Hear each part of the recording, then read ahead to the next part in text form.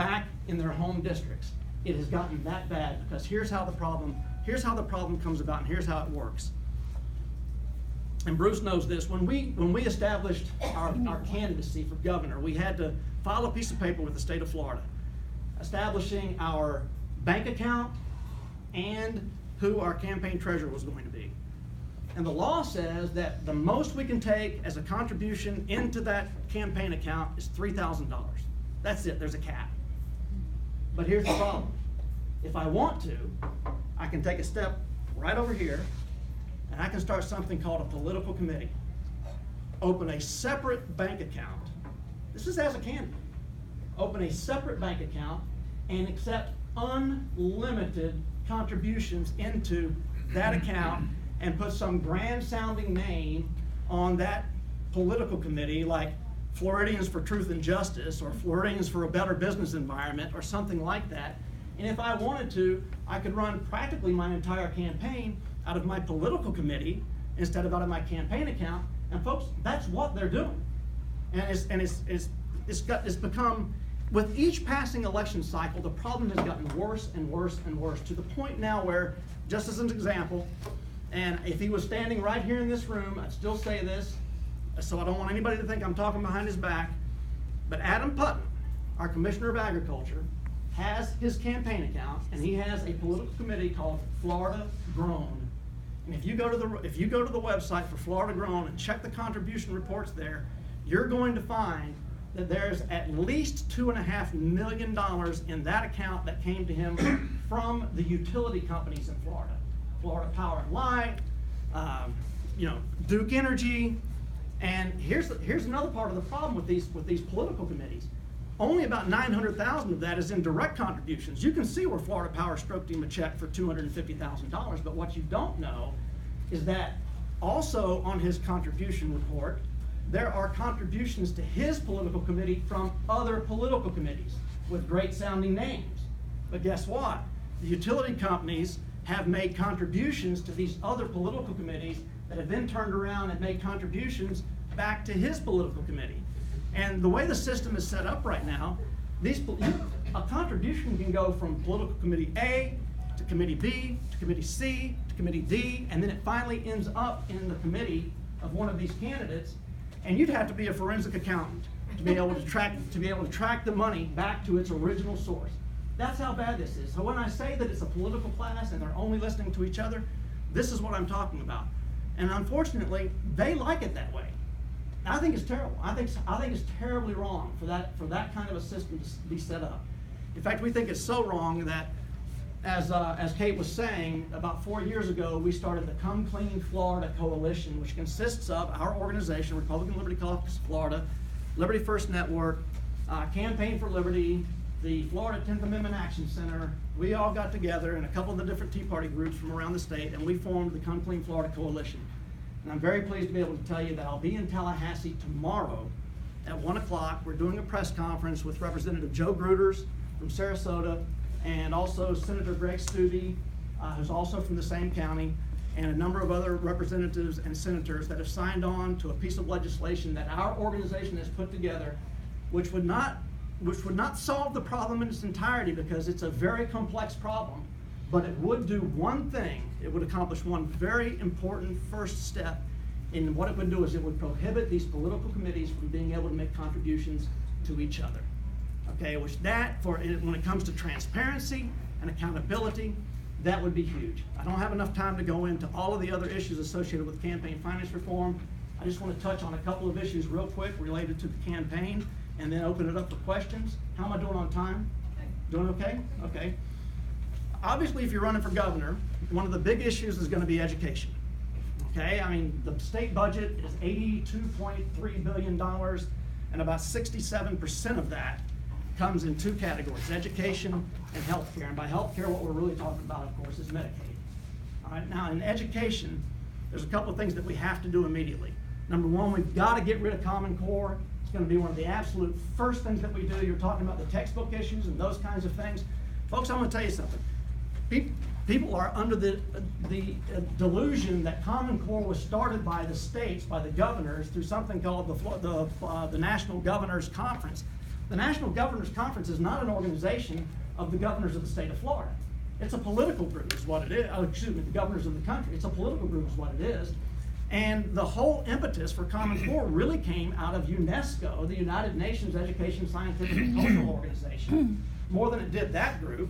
And Bill Gates is part of the funding behind this whole thing. And they really, and believe me when I tell you, it's not just a national curriculum that they're trying to force on us. It's part of a global curriculum. Common Core is actually designed and set up to bring about an entire global curriculum. They want this part of the whole movement towards globalization, okay, which I am absolutely steadfastly opposed to. Okay, I mean, this is the United States of America, and we need to respect our own laws, and we need to take care of we need to obey our own Constitution and not get caught into that globalization trap. So we got to get rid of Common Core. We've also got to end the over-reliance on high-stakes standardized testing. There've been a few movements in that direction so far so there's been progress made there, but not enough. We got to make more progress there. And then career vocational technical education is an area that needs a tremendous amount of work as well. And then finally, I will tell you this, and I've been doing a lot of research on this. Everywhere I go around the state of Florida, we try to meet with educational stakeholders, parents, students, teachers, school board members, superintendents, etc. And I've done some research and I've done some reading, and I'm absolutely convinced. I'll tell you another story real quick on education. I just, a couple of weeks ago, was invited to speak to a group of 4th graders and 5th graders at one of our Palm Bay Charter School. And when I first got there, they handed me a stack of index cards that the students had written down their own questions. You practically couldn't read the questions. I mean, the spelling was so atrocious, the grammar, the tense. I mean, it was horrible. I mean, these were 4th graders and 5th graders. And of course, as I've traveled around and talked to teachers, I've had teachers who teach in the 8th grade who tell me, I've got 8th graders that can't read.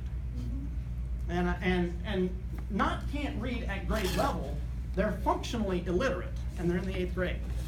I mean, don't think that this is not happening. It is, believe me, it is. But what I'm coming around to is the clear understanding that the problem with kids that can't read at that stage of their schooling is because of the way that they were taught in the earliest grades, from pre-K, kindergarten, 1st grade. It's the whole language see-say movement that was instituted decades ago, and it's caught fire. We've got to go back to teaching reading by phonics, period. Okay, and that's got to be the concentration in those earliest grades. Teach reading by phonics. You'll teach a kid to read in ways that they'll want to be a reader for the rest of their lives. And we won't have that problem. Now, this is a generation that's pretty much been lost. Of course, the other problem is they're all starting to text now, with their thumbs on their phones, and they're starting to write and spell the way that they text, that's a problem. I don't know how we solve that problem, but if we can teach them by phonics. And then the other thing that we have to do in those early grades is get back to what I call arithmetic, not math, because you start talking about math, then you get into new math and number. I want to go back to just in those earliest grades through the 3rd grade, just to borrow a phrase from Governor Sarah Palin, drill baby drill. Addition, subtraction, division, multiplication. I mean, establish a foundation and just concentrate on these foundational things that these kids need, and then the upper grades will take care of themselves as you begin to bring more and more things in on that. So education is a huge, critically important issue. I mentioned healthcare. It's also important because it's such a big part of the budget. I am so thankful that Governor Scott and the legislature resisted the efforts under the Obamacare, the Affordable Care Act, to expand Medicaid, because that would have been a disaster. Medicaid is already a broken system. It's an absolute nightmare for a new Medicaid patient to try to come into the system. So often they have to wait 45 days or 60 days just to get an appointment from a doctor that will take them, and then maybe even drive an hour to get to wherever it is they're supposed to be going. So how are you going to dump another 800,000 people into a broken system and expect it to not be broken even further? So we've got to resist all efforts to try to expand Medicaid, and we've got to expand right here in Florida, those private sector, free market health care opportunities, things like the primary care agreement that I mentioned already that we're supporting in the Florida legislature. There's things that we can do at the state level in the area of health care that will be very beneficial and very helpful, so that's critical. Of course, I mentioned the gun bills already. Our organization for the last several years in Tallahassee, we have supported open carry, we have supported campus carry, we have supported all of the bills, okay, that would protect our rights under the Second Amendment. And people need to understand that it's not just the Second Amendment in the federal Constitution. Our state Constitution provides that the legislature and the governor have the right to regulate firearms at the state level. And so you've got to have a governor who's willing to stand up and show leadership in that area to make sure that our rights to protect ourselves are protected.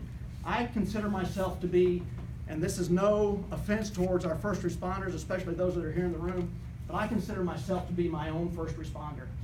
I'm responsible for my own life, I'm responsible for my wife's life, and for the lives of our children and grandchildren when they're with us, and I will absolutely protect them and do whatever I have to protect them. So we've all, I think, need to adopt that kind of an attitude. My good friend Wayne Ivey, who's the sheriff in Brevard County, told me once, he said, you know, you can always count on the police to be there in minutes when seconds count.